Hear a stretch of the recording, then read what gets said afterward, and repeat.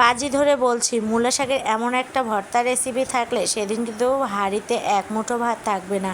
ভিডিওটি স্কিপ করবেন না, স্কিপ করলে বুঝতে পারবেন না আজকে আমি কিভাবে এই মূলা শাকের ভর্তা রেসিপিটি বানিয়েছি। ইউটিউবে 99% মানুষই জানেন না মূলা শাকের ভর্তা আসলে কিভাবে বানিয়ে নিতে হয়। তো এখানে বাজার থেকে দেখেন টাটকা টাটকা মূলা শাক নিয়ে এসেছে। ভেবেছিলাম যে আজকে ভাজি বানাবো না, আজকে ভাজি আর বানাবো না, আজকে ঝাল ঝাল করে মূলা শাকের ভর্তা বানিয়ে নেব। আর মূলা শাকের ভর্তা হলে সত্যি কিন্তু হাঁড়িতে এক মুঠো ভাত থাকবে না, এতটা মজাদার এবং টেস্টি। এখানে আমি মূলা শাকগুলো দেখেন চিকন চিকন করে কেটে নিয়েছি। এখন আমি এগুলো সিদ্ধ দিয়ে দেব। তো এখানে আমি একটা ডিশ নিয়েছি, এই ডিশে কিন্তু মূলা শাকগুলো দিয়ে দেব।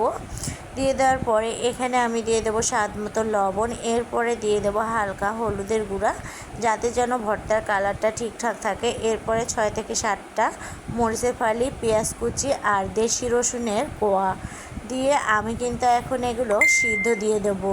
তো তার আগে আমি পানি দিতে ভুলে গিয়েছিলাম, তো আমি কিন্তু ঢাকনাটা তুলে আবারও একটু পানি অ্যাড করে দিলাম। এগুলো কিন্তু খুব ভালো করে সিদ্ধ করে নিতে হবে। আর এই তো দেখেন বলক চলে আসছে, এখন একটু নেড়ে চেড়ে নিচ্ছি। তো নেড়ে চেড়ে নেওয়া হয়ে গেলে কিন্তু আমি আবারও ঢেকে দেবো এই পানিটা শুকিয়ে নেওয়ার জন্য। আর মূলা শাকটা কিন্তু খুব ভালো করে সিদ্ধ করলে দেখবেন হাতে বানিয়ে ভর্তা বানালে অনেক সহজ হয়। তো আমি আবারও ঢেকে দিলাম, আর এই তো চলে আসলাম। তো দেখেন পানি কিন্তু প্রায় শুকিয়ে গেছে, আর কিছু সামান্য রস আছে। এই রসটা থাকলে কিন্তু ভর্তাটা একটু পানসে টাইপের লাগবে। তো আমি কিন্তু এই পানিটা খুব ভালো করে আবারও শুকিয়ে নেব। তো একটু নেড়েচেড়ে দেখলাম যে সিদ্ধ হয়ে গেছে। এখন হচ্ছে আমি আরও একটু নেড়েচেড়ে নেব। আর মূলা শাকের কালারটা দেখেন কতটা সুন্দর হয়েছে সামান্য একটু হলুদ দেওয়ার কারণে। আর এই তো আমি হচ্ছে মূলা শাকগুলো আরেকটা প্লেটে তুলে নিলাম।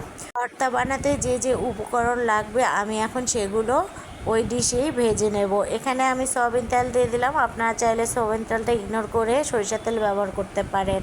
তো এখানে আমি 8 থেকে 10টা শুকনো মরিচ ভেজে নিচ্ছি। আমি কিন্তু একদম ঝাল ঝাল করেই ভর্তাটা বানিয়ে নেব।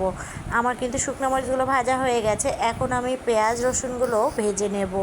পেঁয়াজ রসুনগুলো কিন্তু আমি খুবই হালকা করে ভেজে নেব, একদমই বেশি ভেজে নেব না, বেশি ভেজে নিলে তিতা লাগতে পারে। তো তার জন্য আমি এখানে খুবই হালকা করে ভেজে নিলাম। আর এই তো দেখেন আমার রসুন পেঁয়াজগুলো কিন্তু ভাজা হয়ে গেছে, আমি আর একটু ভেজে নেব। এরপরে এখন আমি এগুলো তুলে নেব।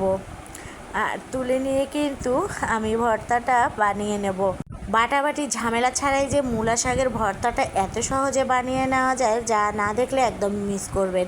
এখানে আমি একটা বাটি নিয়েছি, এই বাটিতে আমি লবণ দিয়ে দিয়েছি। এরপর শুকনো মরিচগুলো দেখেন আমি গুঁড়ো করে নিচ্ছি। শুকনো মরিচগুলো কিন্তু আমি আদা গুঁড়ো করে নিয়েছি। এরপরে আমি ভেজে রাখা রসুন পেঁয়াজগুলো দিয়ে দিলাম। এগুলো একটু হাতের সাহায্যে মেখে নেব। এরপরে এগুলো মাখা হয়ে গেলে আমি কিন্তু মূলা শাকগুলো এর মধ্যে দিয়ে দেব। আপনারা চাইলে কিন্তু এই মূলা শাক ভর্তায় কাঁচা পেঁয়াজ অ্যাড করতে পারেন। আমি একদমই কাঁচা পেঁয়াজ অ্যাড করব না, আমি এই ভাজা পেঁয়াজেই ভর্তাটা বানিয়ে নেব। আর এই ভাজা পেঁয়াজে ভর্তাটা বানিয়ে নিলে আর খেতে এত যে দুর্দান্ত স্বাদের হয়, যা না খেলে বুঝতেই পারবেন না। অবশ্যই কিন্তু একবার হলো বাড়িতে এই ভর্তার রেসিপিটি বানিয়ে নেবেন। তো এই তো দেখেন আমি কিন্তু আর একটা ডিশে তুলে নিচ্ছি। তো দেখেন ভর্তাটা কতটা লোভনীয় হয়েছে, না খেলে কিন্তু একদমই মিস করবেন।